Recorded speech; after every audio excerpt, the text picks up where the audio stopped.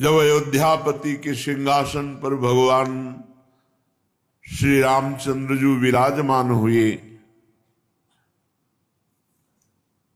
दुंदुभियां देवताओं की बज रही, अप्सराएं नृत्य कर रही, जय जय ध्वनि हो रही।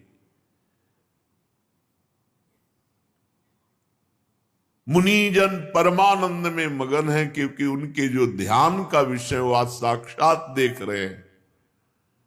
भरत, लक्ष्मण, शत्रुघ्न, विभीषण, अंगद, हनुमान, सुग्रीव, ये छत्र, चवर, पंखा, धनुष, तलवार, ढाल, शक्ति लिए हुए भगवान के समीप ही यथा स्थान विराजमान है।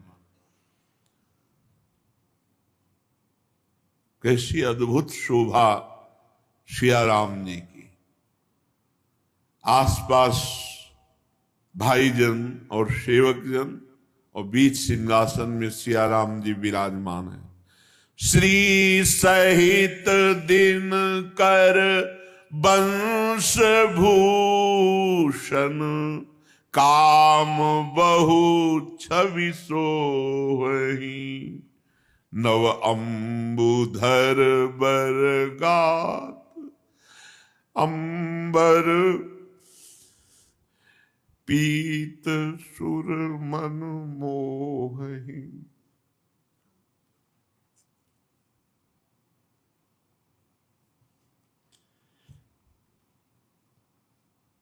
जिनके लिए तड़पा जाता है, जब उनको देखा जाता है, तब जो ये समस्त अयोध्यावासी 14 वर्ष से भगवान के लिए तड़पे, ऐसे तड़पे कि बस प्राण केवल रुके थे आशा में कि प्रभु 14 वर्ष बाद आए।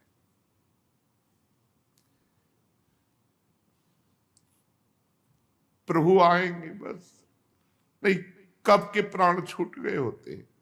आज उसी विरह का, उसी तड़पन का फल देख रहे हैं।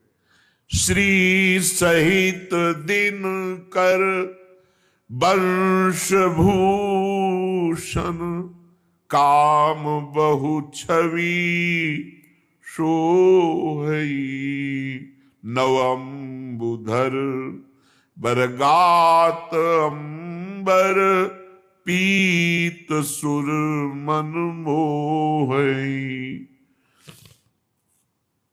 श्री जी के सहित सूर्यवंश के विभूषण भगवान श्री राम अनेक अनेक कामदेव की शोभा को मात करते हुए सिंहासन पर विराजमान। श्री जी के सहित नवीन जलधर मेघ के समान श्याम सुंदर शरीर पर पीतांबर, बड़े बड़े मुनियों के मन को मोहित करने वाला रूप, मुकुटांगदादि विचित्र भूषण, अंग अंगनि प्रति सजे, अंभोज नयन विशाल उर्भुज, धन्य नर निरखंति जे, धन्य नर निरखंति जे। मुकुट, बाजूबंद, विचित्र आभूषण यथा योग्य अंगों पर सजे हुए, अंभोज नयन विशाल, विशाल कमल नयन, चौड़ी छाती, अजान बाहु, लंबी भुजाएं। धन्य है जो भगवान के दर्शन कर लिए।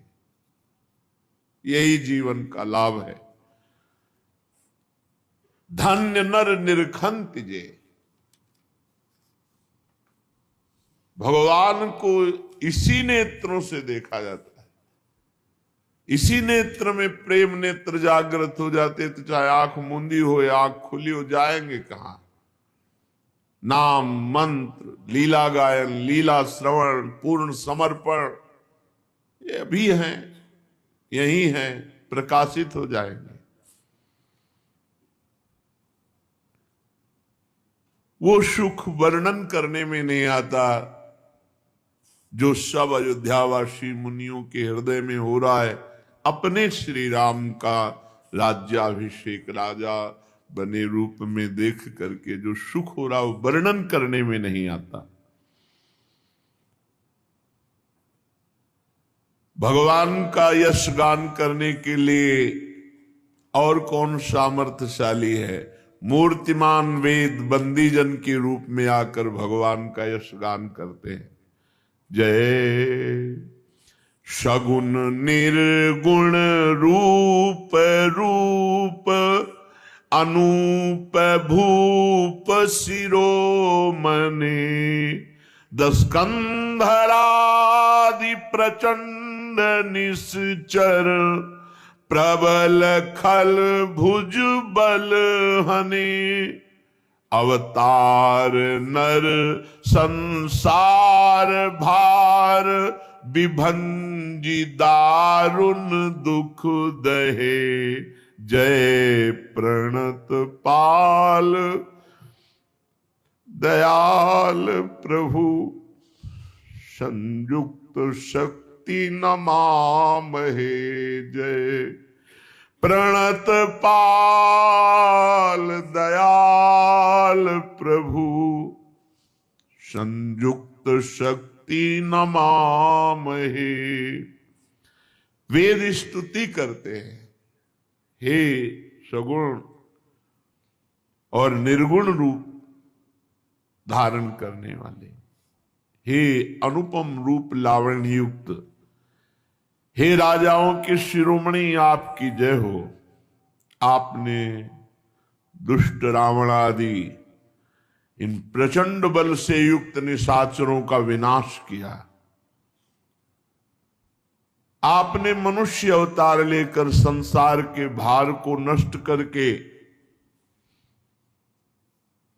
अवतार लेकर के ऐसी लीलाएं की जिनका गायन करके समस्त संसार के बंधनों से मुक्त हुआ जा सकता है। आपने उस कठोर बंधनों को दुखों को नष्ट करने के लिए अवतार लिया है। हे दयालु, हे शरणागत की रक्षा करने वाले प्रभु आपकी जय हो। मैं सीता सहित आपको नमस्कार करता हूं।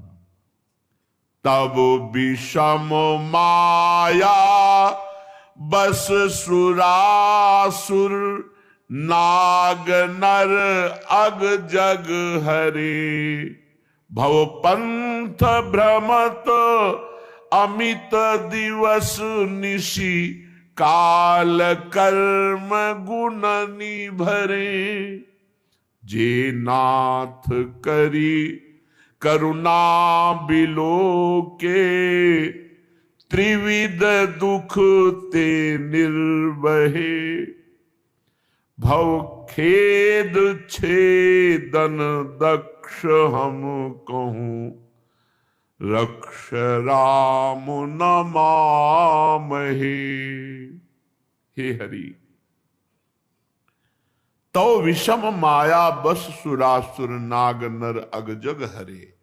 हे हरे आपकी ऐसी विषम माया है, देवता मनुष्य मुनि कोई भी ऐसा नहीं जिसको ये फंसा कर आपसे विमुख न कर दे।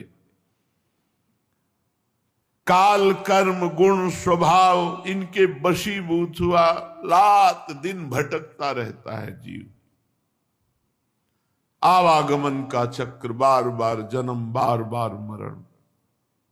हे नाथ इनमें से जिनको आपने कृपा करके देख लिया, तभी गोस्वामी जी कह रहे थे प्यार से देख लो या नाराज होके देख लो, देख तो लो आप हमारी तरफ। इन भटकते हुए प्राणियों में आपने जिनको कृपा करके देख लिया वे ही माया जनित बंधनों से मुक्त हो गए। 3 प्रकार के दुखों से, दैहिक दैविक भौतिक, इनसे छूट गए। जन्म मरण के इस जाल को काटने वाले कुशल कृपालु हे हरि आप हमारी रक्षा कीजिए।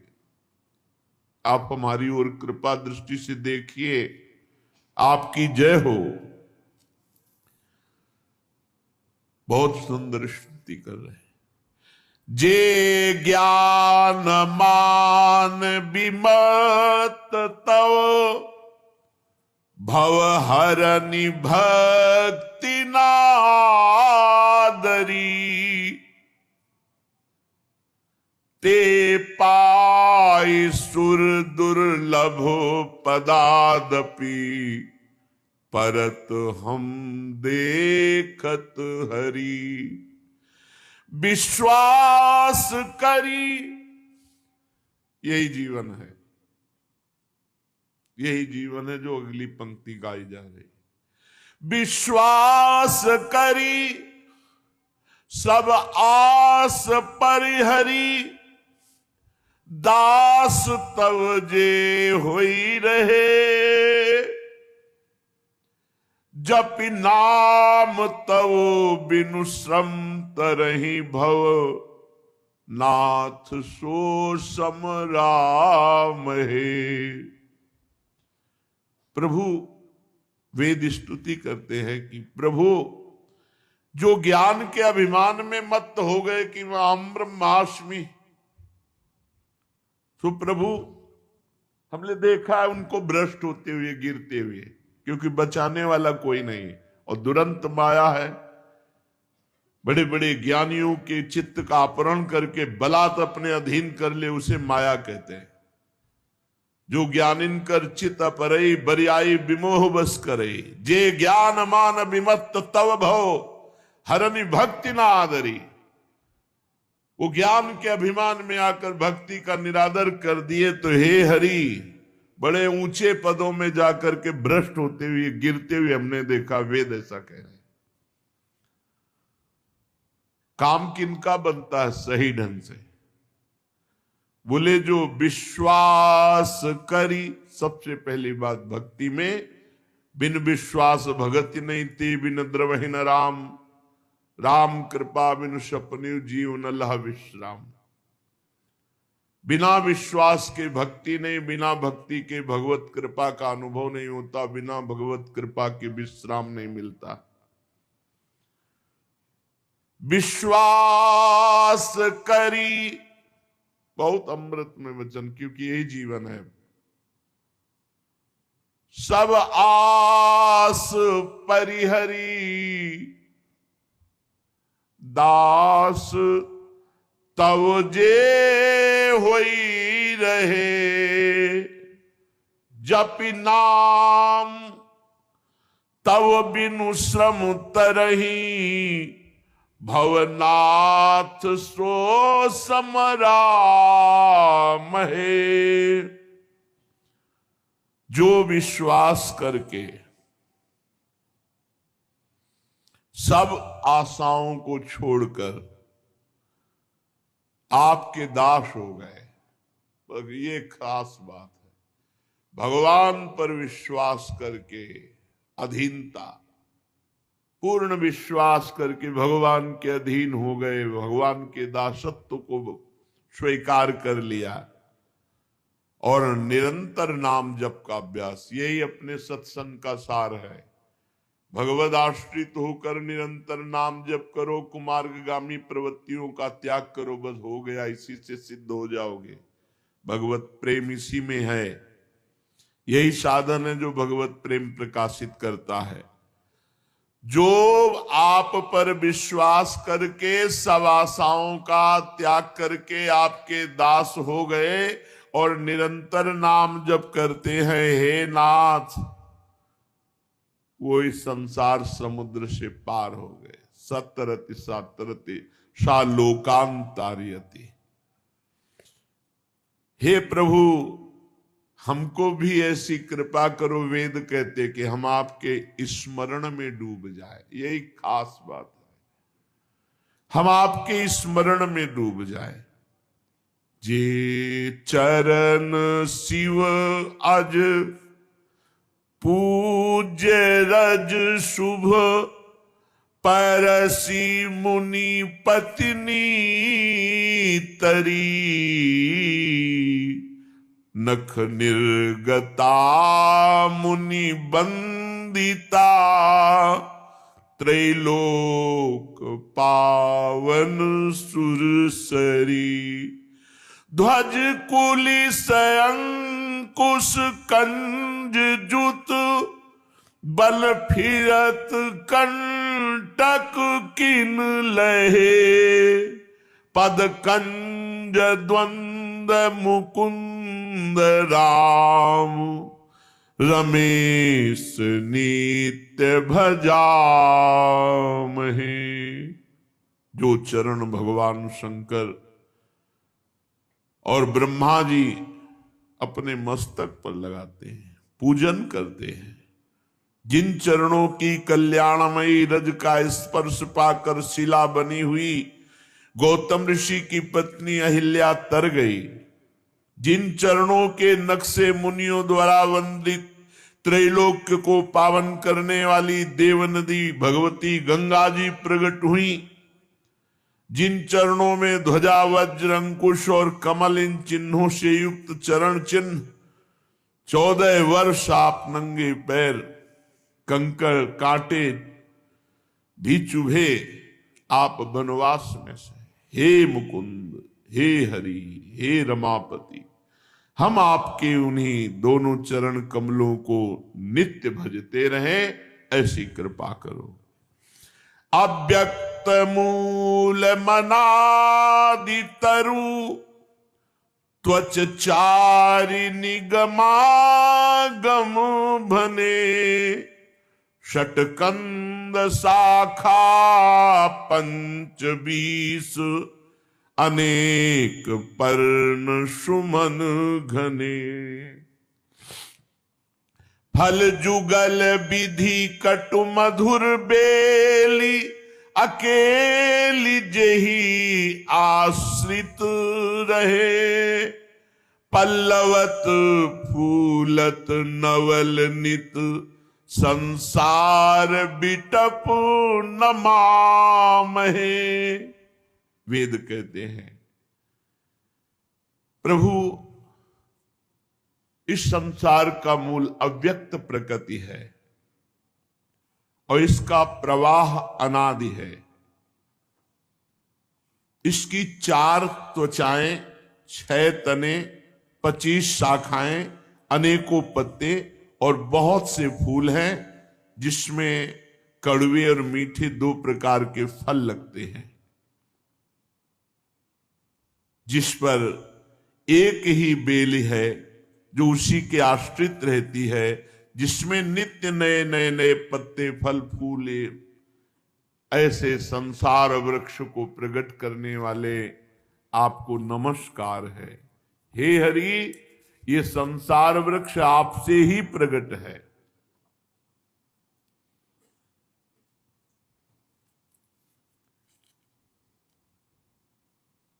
अव्यक्त प्रकृति, इसका प्रवाह अनादि,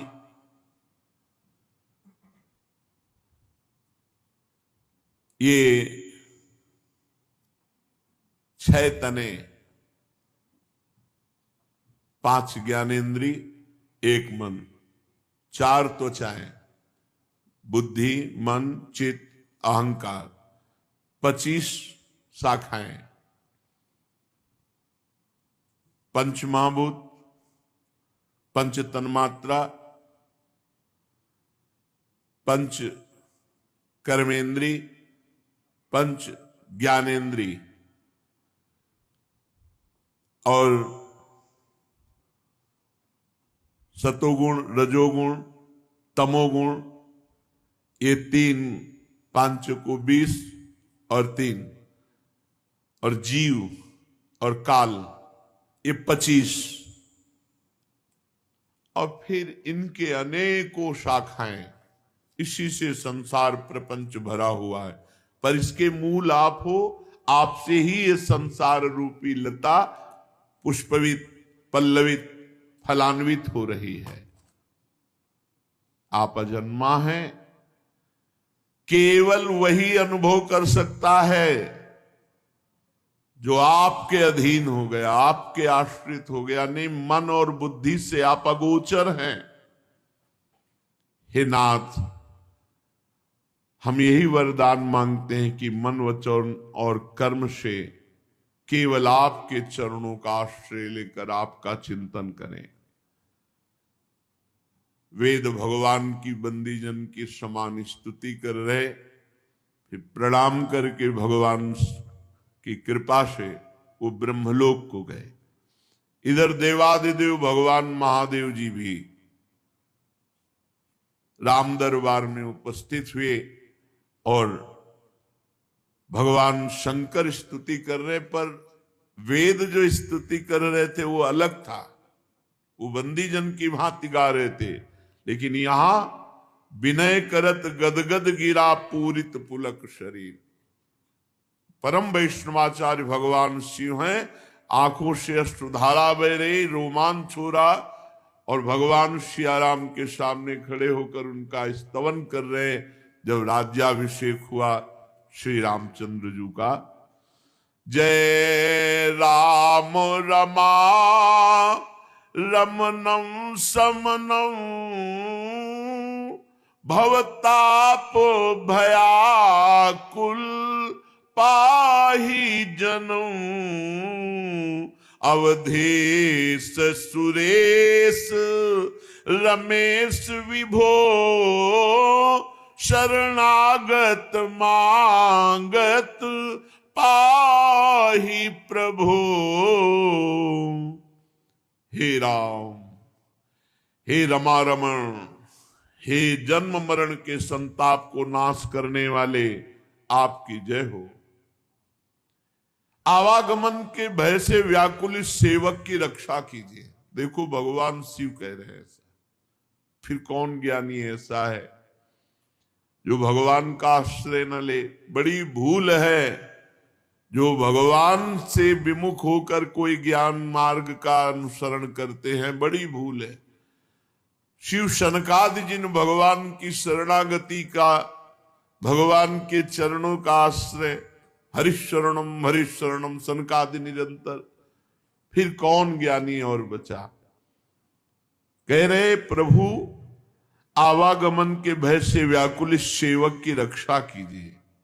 हे अवधपति, हे रमापति, हे देवपति, हे विभो, शरणागत मैं हूं, बस यही मांगता हूं कि आप हमारी रक्षा कीजिए। क्या रक्षा? हमारा चिंतन कभी आपसे विलग ना होने पावे। हे महान, आपने 10 शीश रावण का विनाश करके पृथ्वी के कष्टों को दूर किया। प्रभु, आपके बाण अग्नि के समान प्रचंड हैं, जो विनाश के लिए पर्याप्त हैं दुष्टों के। महिमंडल मंडन चारु तरम धृत सायक चाप निसंग बरम मद मोह महा ममता रजनी तम पुंज दिवाकर तेज अनी। प्रभु, आप पृथ्वी मंडल के अत्यंत सुंदर आभूषण हैं। आप श्रेष्ठ बाण धनुष तरकस धारण किए हुए महान मद मोह ममता रूपी अंधकार की रात्रि का नाश करने के लिए तेजोमय सूर्य है। जो आपका आश्रय ले लेता है उसके अज्ञान मोह का नाश हो जाता है। प्रभु, ये कामदेव कोई ऐसा नहीं जिसके हृदय पे बाण न मार दे। भगवान शंकर की समाधि भंग कर सकता है तो औरों की बात क्या। इस कामदेव के कुभोग रूपी बाण से सब परास्त है। अगर कोई बच सकता है तो वो जो आपकी शरण में आ गया, जो भगवान की शरण में आ गया, वही काम बाण से बच सकता है, नहीं तो चाहे जितना तप साधन एक क्षण में नष्ट कर दे, काम बहुत बलवान है। और ये काम इनकी मुस्कान मात्र से, प्रभु हरि की मुस्कान मात्र से मूर्छित हो जाए, निर्बल हो जाए, ऐसे भगवान की जो शरण में वास्तविक हृदय से, वही निष्काम हो सकते हैं। प्रभु इस संसार में रोग वियोग शोक सब मरे रखे हैं इसी में। देख लो हृदय को, जो भगवान से विमुख है उनकी दुर्दशा है। प्रभु मारे गए, बहु रोग वियोग ही लोग है, भवदंग निरादर के फले। जो आपसे विमुख है उनकी दुर्दशा है, जलते रहते हैं, रात दिन जलना, ईर्ष्या द्वेष क्रोध काम मरे रखे, सब विकारों के द्वारा मारे गए। ये सब आपके चरणों से विमुख होने का फल है।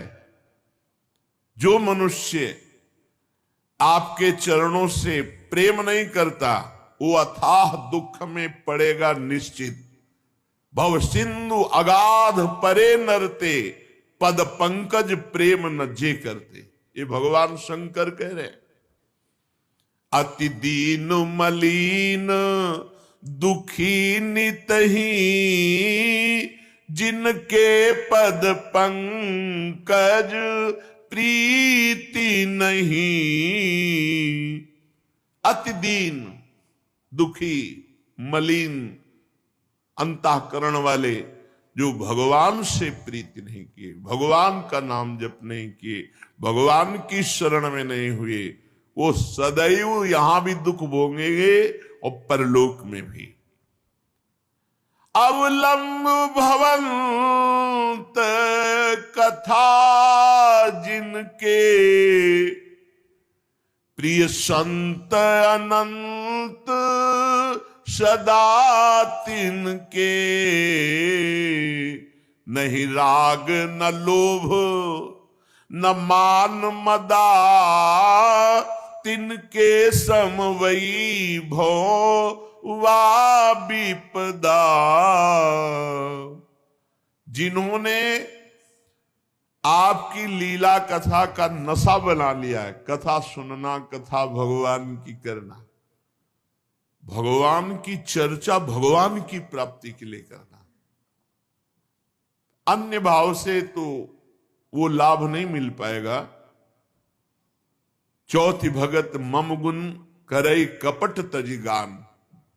भगवान की चर्चा सिर्फ भगवान के लिए, भगवान का नाम जप, नाम कीर्तन सिर्फ भगवान के लिए, बड़ी जल्दी जीवन में परिवर्तन आ जाए।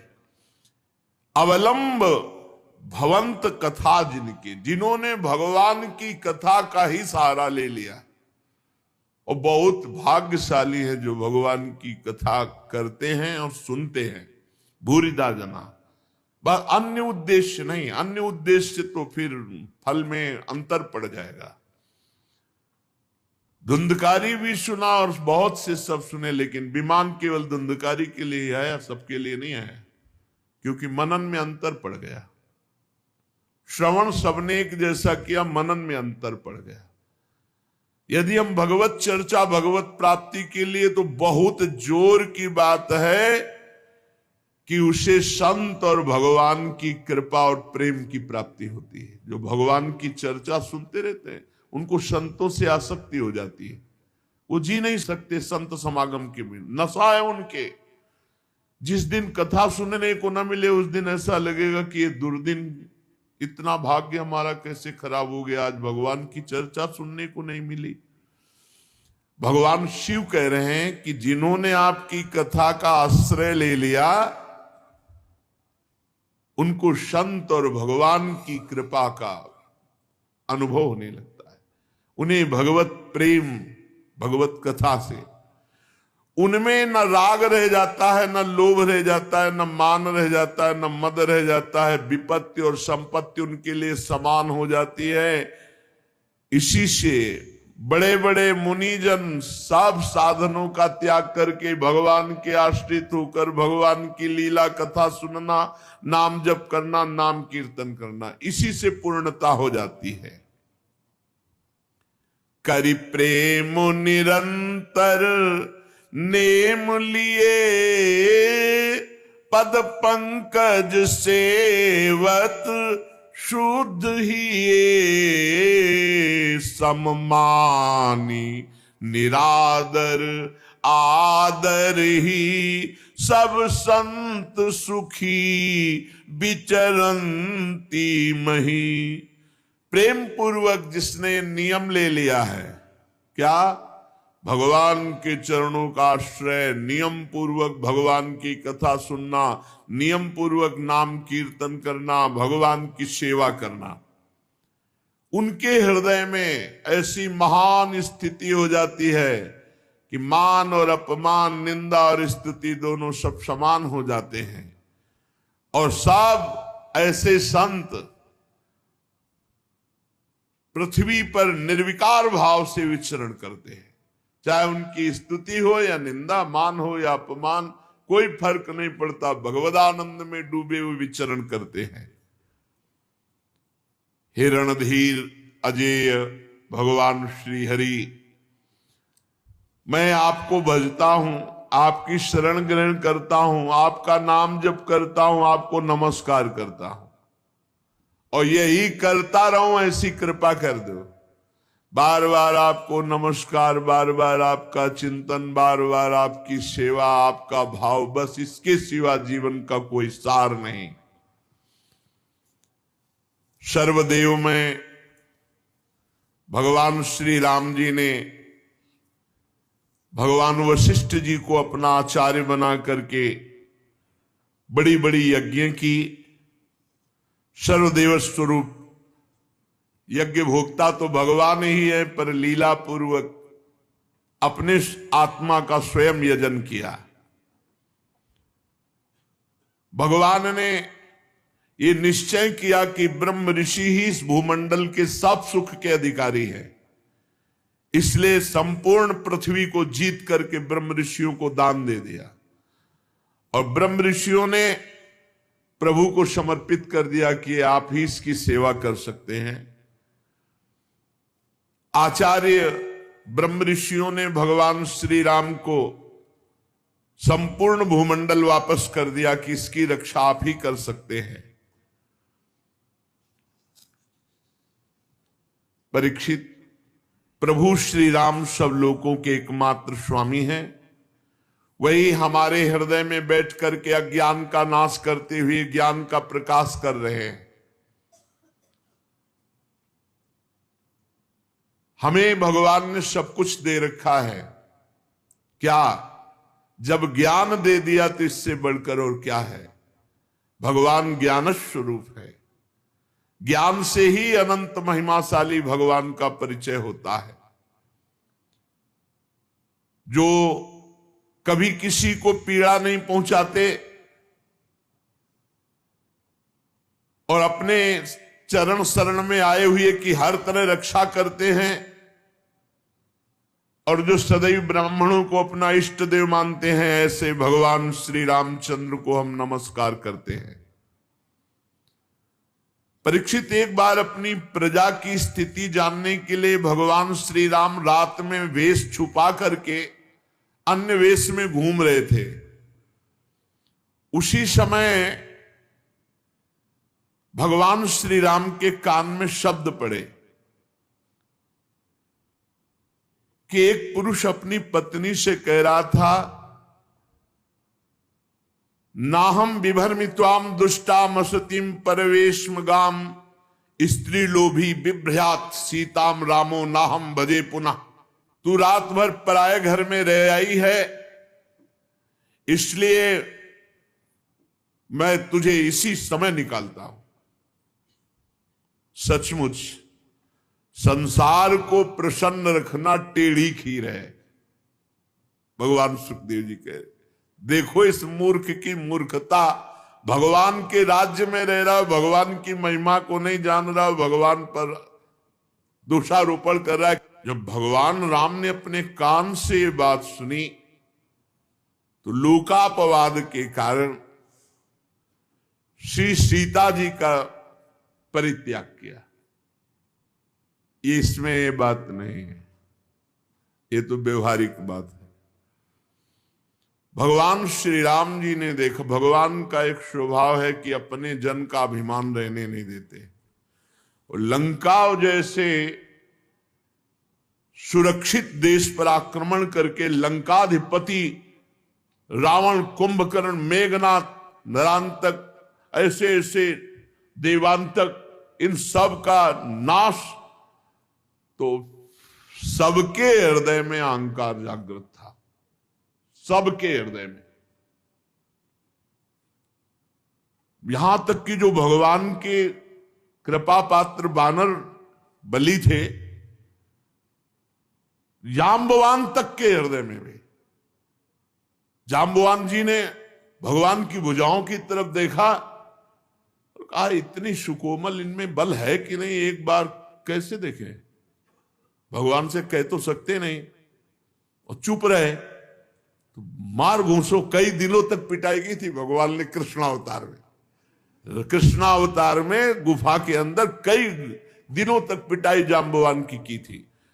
और एक तो बलराम जी से भिड़ गया, राम जी का पार्षद जो बंदर था, द्विविध मयंद नील नल अंगद गद विकटास दधिमुख केहर निसठ सठ जामवंत बलरास, ये सब कपि सुग्रीव समाना, ये महान बलशाली थे। तो उसने राम जी की भुजाओं की तरफ देखा तो लक्ष्मण जी ने कहा हम तुम्हें बताएंगे। तो जब लक्ष्मण जी बलराम जी बने ना, तब ये मिल गया। तो लक्ष्मण जी के रूप में तो दंड नहीं दिया, क्योंकि भगवान का शासन था, भगवान बड़े भ्राता थे, यहां बड़े भाई बन के आए। वो एक ही घूंसे में परम पद दे दिया बलराम जी ने। तो जितना परिकर था सबको अहंकार आ गया था। तो भगवान ने सोचा अहंकार का मर्दन कैसे हो, क्योंकि हम कैसे लड़े इनसे, पूरा परिकर कैसे लड़े। तो भगवान ने सोचा हम अपने अंश से इनको पराजित करेंगे। तो फिर ये लीला सीता जी को, अब सीता जी को जंगल में एकांत में छोड़ दिया।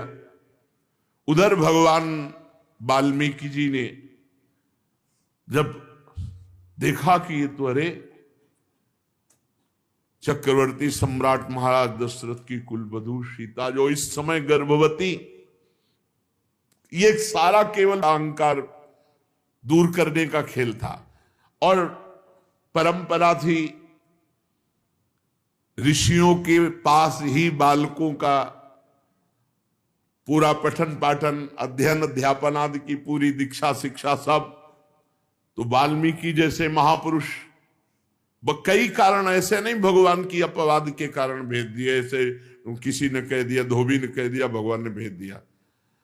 उसका कारण था अहम का नाश करवाना अपने जनों का, क्योंकि और कोई उपाय ही नहीं था कि हो सकता, कोई उपाय नहीं था। राम बल से बलवान को कोई नीचा दिखा सकता है तो राम ही बल दिखा सकता है। तो वहां लवकुश का प्रादुर्भाव हुआ। महर्षि वाल्मीकि जी त्रिकालज्ञ महापुरुष, उन्होंने अपने ज्ञान के द्वारा पूर्ण धनुर्वेद सब वेदों से परिपूर्ण कर दिया लवकुश को। सामर्थ्य ऐसी कि त्रिभुवन में कोई लवकुश का सामना नहीं कर सकता। अब भगवान जब अश्वमेध यज्ञ तो घोड़ा छोड़ा जाता है, तो घोड़ा छोड़ा गया, छोटे भाई कुश ने पकड़ लिया। थोड़ी देर जब नहीं आए तो लव व्याकुल हो गए, कहां है? तो देखा मस्तक पर लिखा होता था घोड़ा कहां का है, कौन का है, क्या सब पूरा। उन्होंने देखा अयोध्यापति चक्रवर्ती सम्राट राजा धीराज भगवान श्री राम। ये क्या किया? तुमने कहा इनके साथ सैनिक मुझे बहुत अहंकार भरे दिखाई दिए, मुझे लगा थोड़ा खेलूं इनसे युद्ध में। अरे बोले चक्रवर्ती सम्राट राम, राम का, जिन्होंने सिया का त्याग किया किसी नगरवासी के कहने से, तब तो बिल्कुल नहीं घोड़ा छोड़ूंगा, मैं देखूंगा कैसा वीर है राम के दल में। छोटे से कुछ की बात सुनकर लो जी ने भी निश्चय किया, क्योंकि भगवत प्रेरित थे। अब जितने सैनिक थे एक को भी नहीं मारा, सबको मूर्छित कर दिया।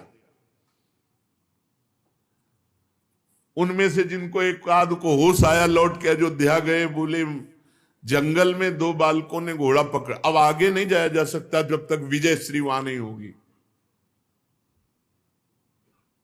हनुमान जी महाराज की तरफ देखा कि और योद्धा भेजने से पहले हनुमान जी महाराज तो ज्ञानी नाम अग्रगण्यम गए, देखा लो और कुश के हाथ में, तो उन्होंने सोचा ऐसा त्रिभुवन में वीर पुत्र किसका हो सकता है जो रघुनाथ जी के घोड़े को पकड़ ले। इतनी सामर्थ्य नहीं है, क्योंकि घोड़ा भी कोई साधारण थोड़ी भगवान के अश्वमेध यज्ञ का। तो जब उन्होंने अपनी भागवतिक दृष्टि से देखा तो भगवान के ही अंश लव को शरणागत हो गए। जैसे चाहो ऐसे बांध लो, जैसे चाहो ऐसे कर लो। जब ये खबर गई कि हनुमान जी को बालकों ने बांध लिया, तो पूरी अयोध्या में हाहाकार मच गया, पूरे वीरों में हाहाकार मच गया कि मेघनाद ने ये गलती की थी, मेघनाद ने गलती की थी, ब्रह्मास्त्र से बांधा। तो हनुमान जी एक बार तो सोचे, पर उनका ब्रह्मास्त्र की रक्षा करनी चाहिए, मर्यादा रखनी, इसलिए बंद गए। और क्या मर्यादा रखी, जब सभा में गए और जब पूंछ में आग लगाई गई तो ब्रह्मास्त्र अपने आप छोड़ के अंतर ध्यान हो गया। ब्रह्मास्त्र हनुमान जी को बांध सकता है क्या? कोई भी अस्त्र हनुमान जी को नहीं बांध सकता। कोई वीर पैदा नहीं हुआ ऐसा जो हनुमान जी को बंधन में डाल सके, कोई वीर पैदा नहीं हुआ। अपने आप में आ जाए तो कोई है ही नहीं इनके बराबर। हनुमान जी को बांध लिया, शत्रुघ्न, भरत, लक्ष्मण सब तमा उठे। राम जी ने कहा एक जाओ। अच्छा, जे भी कहा भैया कोई अयोध्या की तरफ से आ रहा है। बोले सांवले रंग के हैं। बोले राम जी तो नहीं, श्री राम भी तो नहीं, बिल्कुल सावधान युद्ध के लिए एकदम। बोले राम जी जैसे लग रहे हैं लेकिन राम जी तो नहीं, क्योंकि उनकी गंभीरता अलग दिखाई देती। परिचय, जब इनका परिचय पूछते तब वो कहते वन देवी का पुत्र लवकुश हूं। सीता जी नाम उच्चारण नहीं करते थे। वन देवी का पुत्र हूं, लवकुश नाम है। आपका क्या परिचय है? अयोध्या नरेश महाराज राजा धीराज श्री राम के अनुज। तो फिर बातें क्या बनाते हो? सामर्थ्य है तो युद्ध। तो वहां के सब लोग हारे थे कि एक तो इतने गुलाबी गाल, छोटे छोटे अधर और ऐसी बातें कि सब उसी में लुट जाते, और दूसरी बात इतना कड़ुआ बोलते थे कि सबको लगता कि इन बालकों में इतना बल कैसे आ गया। एक को भी नहीं होश में रहे, मारा एक को नहीं, पूरे रामादल में किसी एक को भी प्राणघात अस्त्र नहीं चलाया लवकुश ने। और जब शत्रुघ्न जी, भरत जी, लक्ष्मण जी ये दिव्यास्त्र संधान करते तो महर्षि वाल्मीकि जी की मंत्र कवच रक्षा, सब अस्त्र शांत हो जाते। तो सबके होश खराब थे कि कोई अस्त्र काम नहीं कर रहा और इनके हर अस्त्र हमारे ऊपर काम कर रहे हैं, सबको मूर्छित। अंततो गत्वा भगवान पूरे सब रामादल के परिकर को परास्त करा के जब आप आए, तब जो स्वरूप लवकुश की विद्वता का, ज्ञान का प्रकाशित हुआ कि एक बार भगवान को भी चुप कर दिया। गर्भावस्था में वन देवी का त्याग, एक बाहरी व्यक्ति के कह देने से क्या आप अपनी प्रिया के हृदय की बात नहीं जानते? एक बाहरी ने कह दिया और आप त्याग कर दिए, आप युद्ध कीजिए हमसे। भगवान ने कहा कि बच्चों ने, रघुकुल में अगर कोई ललकार दे तो कदम पीछे नहीं हो, और तुम हमारी ही संतान हो, हमारे ही अंश हो। तो भगवान ने, गुप्त बात ये थी कि समस्त रामादल के अहंकार का, राम पक्ष के जितने थे, उनको और कोई परास्त नहीं कर सकता था, भगवद अंश ही परास्त कर सकता था। इसलिए भगवान ने, और दूसरी बात, जो अयोध्या पर अधिकार करने की क्षमता है वो बाल्यावस्था से ऋषि मुनियों के द्वारा पालित पोषित और उनके द्वारा दीक्षा शिक्षा दी गई। भगवान श्री राम ने स्वयं ऐसा अपना जीवन व्यतीत किया, जो विश्वामित्र जी के साथ गए। तो ऐसे ही अपने पुत्रों के लिए, ये बाहरी बात थी, आंतरिक बात थी, अपने पक्ष के जनों के अहंकार का मर्दन करना। पृथ्वी देवी के गोद से प्रकट हुई थी जानकी जी। अब राम जी बहुत विकल हुए और उनसे कहा, पुत्रों कहां है तुम्हारी मां वन देवी? तो उन्होंने कहा, गुरु जी के पास है, वाल्मीकि जी के पास। पर दौड़ते हुए नजदीक, प्रभु श्री राम आपके दर्शन करने आ रहे हैं। पता नहीं सिया जी के मन में क्या था, क्या लीला थी। उन्होंने पृथ्वी देवी से प्रार्थना की, बस अब नहीं, मैं अपने प्रभु को जिस ध्यान में देख रहे हूं उसी ध्यान में रखते हुए मुझे लय कर लो, अब प्रगट में नहीं।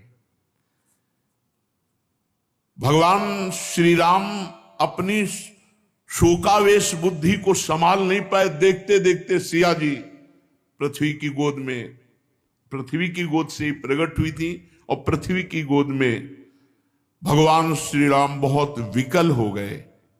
समर्थ होने पर भी ना रोक सके और रुदन करने लगे, क्योंकि जानकी जी के पवित्र गुण, जानकी जी का समर्पण, जानकी जी की पवित्रता, जानकी जी का भाव, ये गुणगान करके भगवान अपने को रोक नहीं सके और रुदन करने लगे। परीक्षित, भगवान अपने जनों से बहुत प्यार करते हैं, तो जानकी जी तो उनका हृदय ही है। भगवान का ये रुदन करना कोई स्त्री पुरुष का रुदन करना नहीं। बड़े बड़े समर्थ लोगों के विषय में ये देखा गया है कि प्रेम में ऐसी स्थिति, जनक जी को भला, पर जानकी जी जब विदा हो रहे तो वो भी विकल हो गए।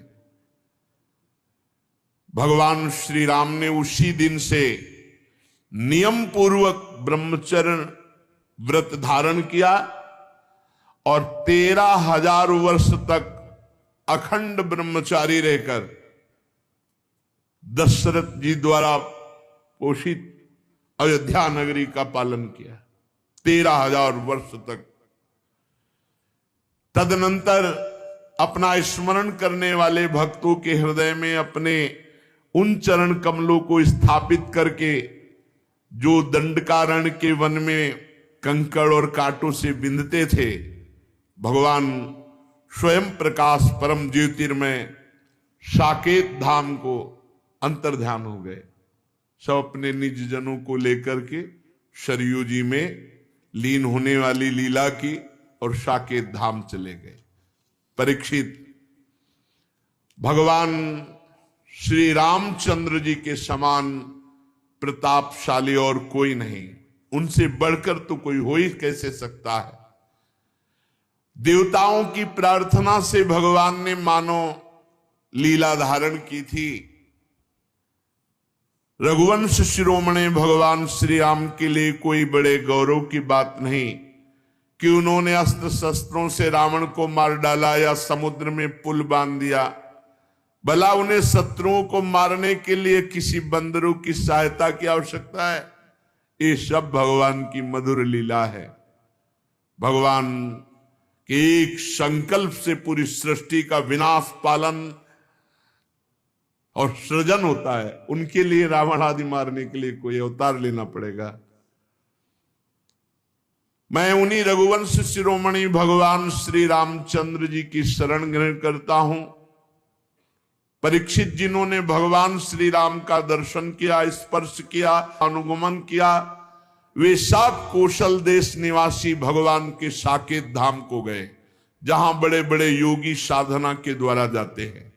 जो पुरुष अपने कानों से भगवान श्री राम के पावन चरित्र को सुनता है, परीक्षित, सुनने मात्र से वो समस्त कर्म बंधनों से मुक्त हो जाता है। भगवान सच्चिदानंद में है, उनकी लीला गायन करना, लीला श्रवण करना, ये स्वतंत्र भगवत प्राप्ति का मार्ग है। केवल भगवत चर्चा श्रवण मात्र से भगवत प्राप्ति।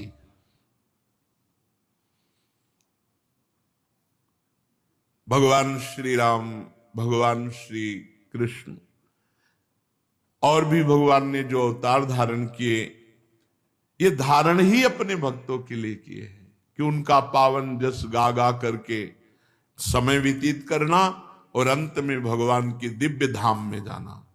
तो अपना एक भी मिनट व्यर्थ ना जाए। रोज सत्संग मिल रहा है तो उठते बैठते चलते फिरते क्रिया सहित या क्रिया रहित हमारे अंदर नाम चलता रहे। हमारा मन न लगे तब कोई भगवान के चरित्र पढ़ने लगे, भक्तों के चरित्र पढ़ने लगे। हमारा समय भागवतिक जाए, बस बहुत कम जीवन है, पता नहीं कौन सी श्वास आखिरी हो, इसलिए वो श्वास बड़ी मंगलमयी हो जो आखिरी हो, मुख में राधा नाम हो, हृदय में भगवत आश्रय हो और शरीर छूट जाए तो भगवत प्राप्ति पक्की है। इसलिए समय व्यर्थ न जाए, खूब निरंतर नाम जप करो, इसी जन्म में भगवत प्राप्ति हो तो बहुत जीवन धन्य धन्य हो जाएगा। नहीं तो अगर थोड़ी भी चूक करोगे तो अगला जन्म होने की संभावना रह जाएगी। कोई